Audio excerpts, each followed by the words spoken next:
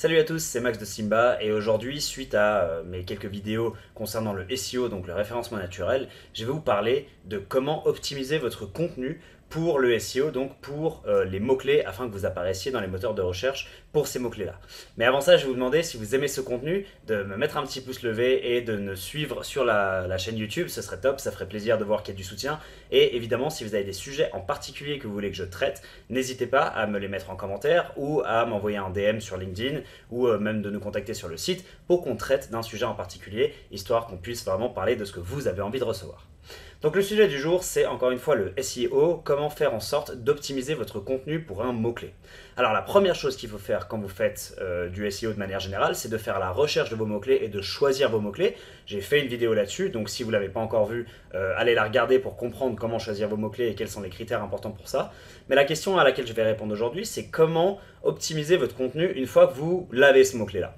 D'accord ? Donc, quel que soit le mot-clé que vous avez sélectionné, vous allez vouloir qu'une page soit positionnée pour ce mot-clé-là. Ça, c'est une règle générale du SEO. C'est un mot-clé ou un groupe de mots-clés très similaires avec la même intention de recherche sont attribués à une page et chaque page de votre site internet doit être positionnée sur un groupe de mots-clés qui lui est propre.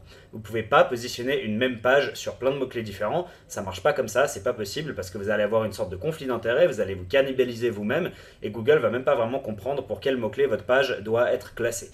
Donc si c'est des mots-clés avec la même intention de recherche, oui. Si c'est des mots-clés avec des intentions de recherche différentes, vous faites des pages différentes.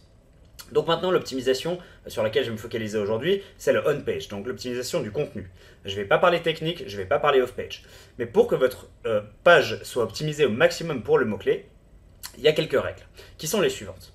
Déjà, vous allez sélectionner votre mot-clé et vous allez vouloir écrire du contenu autour de ça. Ça, c'est la base. Qu'on parle d'un article de blog ou qu'on parle d'une page de votre site internet dans le cas où on parle d'un service ou d'un produit, un des critères essentiels pour le SEO, pour que votre page soit bien positionnée, c'est qu'il y ait beaucoup de contenu dessus. Donc vous devez écrire un certain nombre de mots, vous devez écrire du texte, parce que c'est grâce au texte que Google arrive à comprendre ce qu'est votre page et de quoi il s'agit, et c'est comme ça qu'il peut comprendre est-ce qu'il doit bien la positionner ou non dans les moteurs de recherche pour ce mot-clé-là.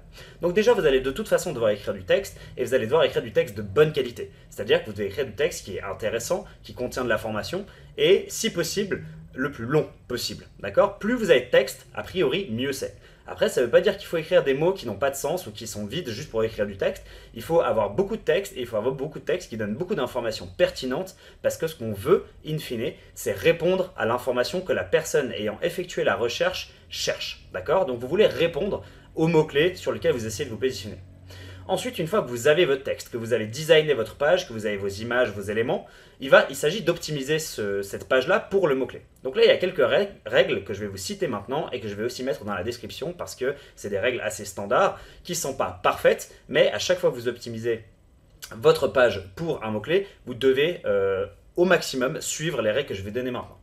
La première, c'est d'insérer votre mot-clé dans le métatitre. Le métatitre, c'est le titre de votre page. Si vous faites par exemple sur WordPress, vous pouvez changer votre métatitre avec Yoast ou avec d'autres outils de SEO. Et sur la plupart des CMS, vous pouvez changer votre métatitre. Le métatitre doit avoir entre à peu près 55 et 65 caractères et doit contenir le mot-clé. Si votre mot-clé n'est grammaticalement pas correct, c'est-à-dire par exemple si je mets Pizzeria Genève, c'est pas correct, ce devrait être Pizzeria à Genève, vous devez évidemment au maximum mettre la version grammaticalement correcte de votre mot-clé. D'accord ? Donc ça c'est la première chose, mot-clé dans le métatitre. Le deuxième, c'est mot-clé dans la métadescription. La métadescription, c'est une description de votre page, c'est ce qu'on voit en gris sur les résultats de recherche Google. Vous voyez, ce que vous voyez en bleu, c'est le métatitre, et ce que vous voyez en gris, c'est la métadescription. Vous devez aussi inclure une fois le mot-clé à l'intérieur de votre métadescription. Ensuite, nous avons le titre de la page, appelé le H1.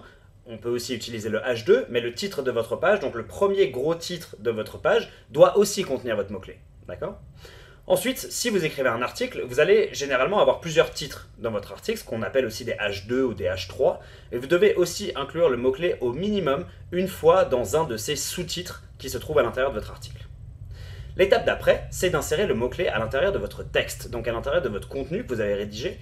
Et une bonne règle à se rappeler ici, c'est d'avoir toujours ce qu'on appelle la prééminence des mots-clés de entre 0,5 et 1%. C'est-à-dire que votre contenu doit contenir, sur tous les mots que vous avez, entre 0,5 et 1% de fois le mot-clé. Je vais donner un exemple, ce sera plus simple. Si vous écrivez un article de 1000 mots, eh bien, entre 0,5% de ces mots-là, c'est 5, et 1%, c'est 10. Donc votre mot-clé doit apparaître entre 5 et 10 fois dans votre texte de 1000 mots. Et ça ne doit pas être forcément le mot-clé exact, ça peut être des synonymes ou des variations, mais en gros, vous devez faire comprendre non seulement à Google et à la personne qui lit votre texte que ça parle de ça, d'accord? Maintenant, attention encore une fois à pas juste inclure le mot-clé dans un endroit où ça n'a pas de sens. Il faut vraiment que ça ait du sens dans le texte, que ça ajoute de la qualité au contenu, et que l'utilisateur, comme Google, comprenne que ce texte-là est vraiment centré autour de ce mot-clé-là. C'est ça l'objectif. L'objectif, c'est pas juste de mettre des mots-clés là où ça peut être cool et de les inclure sans que ça ait du sens. Vraiment, le côté important, c'est de toujours se rappeler qu'il faut inclure ça dans le texte de manière logique. D'accord? Ensuite, le prochain point, c'est les images. Derrière les images, vous avez ce qui s'appelle le texte alternatif, ou le alt text. Essayez d'inclure le mot-clé pas dans toutes les images, d'accord, mais dans au moins 1 à 2 images sur votre page. Et généralement aussi, le alt text, c'est un bon endroit où vous pouvez insérer justement des mots-clés qui sont grammaticalement incorrects parce que l'utilisateur ne les voit pas. Il n'y a que les robots qui voient les alt text, a priori, donc il n'y a pas vraiment de raison que ce soit grammaticalement correct. Vous pouvez y insérer des mots-clés qui sont grammaticalement incorrects. Attention par contre quand même à utiliser l'alt text comme une description de la photo. C'est à ça que sert l'alt text à la base et donc c'est important. Encore 1 ou 2 règles qui concernent les liens. Très important de manière générale dans votre texte d'avoir des liens, ce qui s'appelle des liens internes, donc c'est-à-dire des liens vers d'autres pages du site internet. Et en ce qui concerne les articles, donc quand vous écrivez des articles sur un blog, c'est toujours aussi intéressant d'avoir des liens externes, c'est-à-dire des liens vers d'autres sites internet, vers des ressources qui sont intéressantes potentiellement pour les lecteurs qui sont en train de lire votre page. D'accord ? Finalement, je vais donner encore une règle pour les images que j'ai oubliées, c'est essayer d'avoir quand même beaucoup d'images sur vos pages, parce que les images permettent d'améliorer la lisibilité de votre texte. Et donc nous on a une règle, on dit une image à peu près pour tous les 300 mots. D'accord? Donc ça va dépendre un petit peu de votre contexte, est-ce que c'est un article, est-ce que c'est une page produit, etc. Mais plus vous avez d'images, a priori mieux c'est. Après ça sert à rien d'en avoir trop non plus, mais toujours garder un bon équilibre. Parce que si vous avez que du texte, ça devient un peu redondant et c'est un peu difficile à lire. D'accord?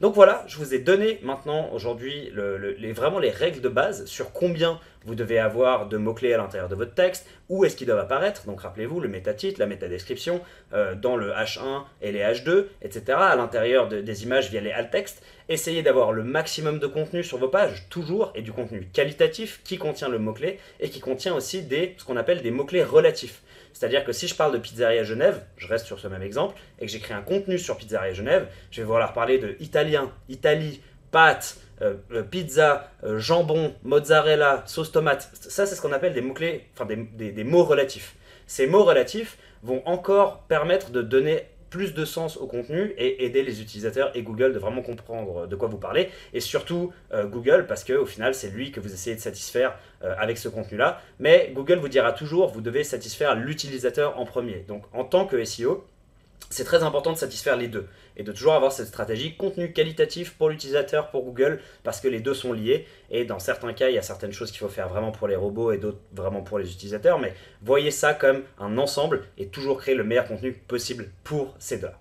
Voilà, c'est tout pour aujourd'hui. J'espère que vous avez bien compris comment optimiser votre contenu pour le SEO. Si vous avez aimé cette vidéo, encore une fois, un petit pouce levé, ça fait toujours plaisir. Et si vous avez besoin d'aide pour votre SEO, n'hésitez pas à prendre contact avec nous. Je serai ravi de discuter de votre projet, que ce soit SEO ou publicité, peu importe. On est bon dans ces deux éléments-là. C'est vraiment là où se trouve notre expertise. Et si vous voulez vous former, la Simba Academy est toujours là aussi pour vous aider à devenir expert en publicité sur les réseaux sociaux. Donc n'hésitez pas à vous inscrire sur la Simba Academy.